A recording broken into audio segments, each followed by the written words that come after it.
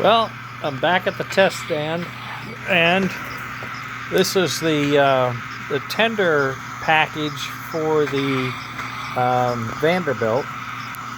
Remember how I said I was going to test it on the rack? There it is. That's the rack. Semi-bonded down.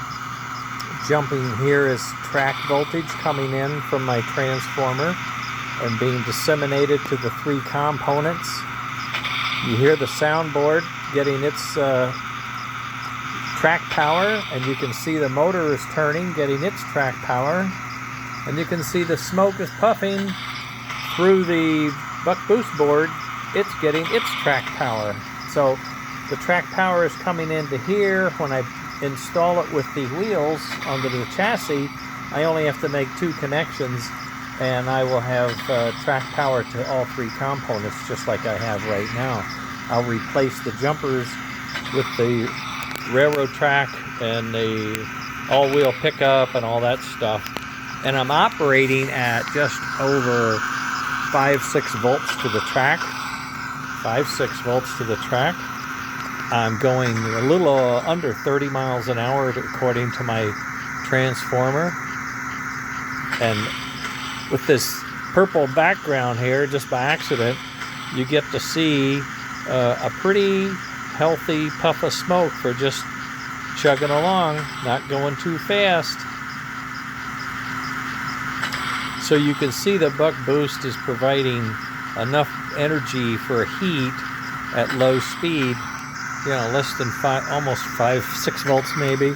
Okay, so now what? Well, if you speed up, of course, you got more frequently, but the heat doesn't increase, so nothing gets super hot and burns up. That's the beauty of this buck boost thing. So even if I go full speed, you can see the air is cooling it off slightly. So you're actually cutting back the smoke a little bit, which is probably okay, because at higher speed, oh my God, you know, you just take yourself out of the room. So I feel very comfortable with this. I think it's going to be just fine.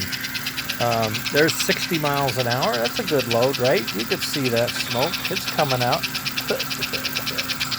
Starting to haze up in here.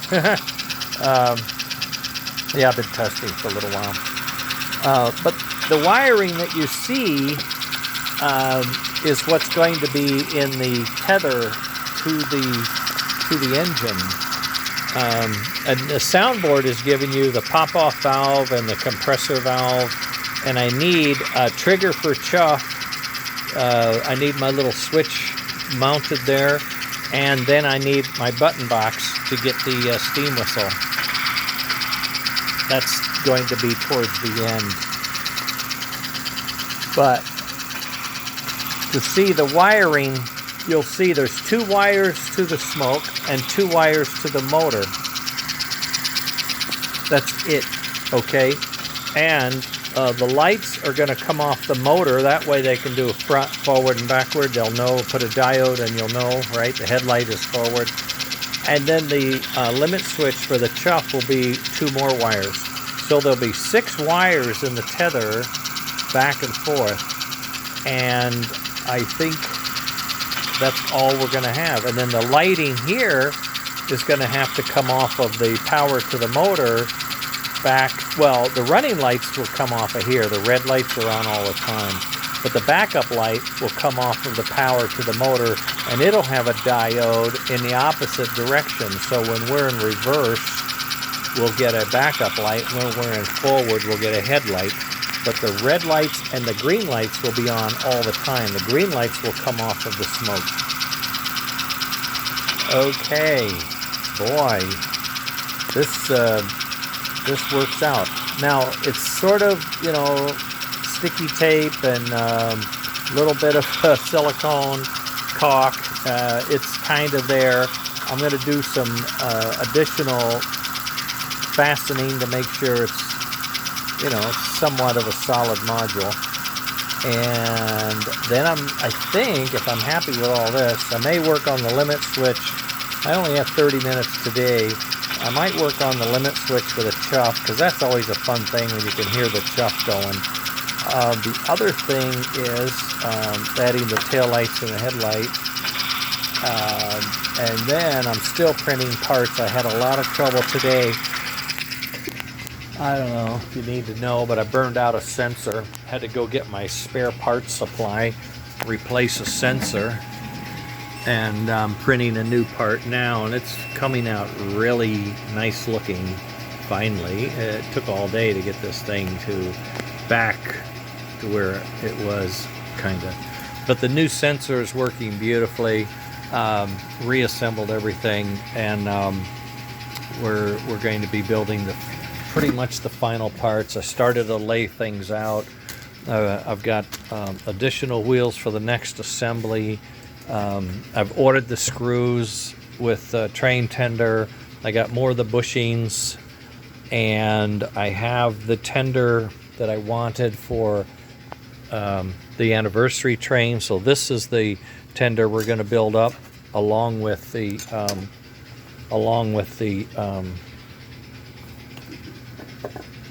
Vanderbilt, right? That's it, Vanderbilt.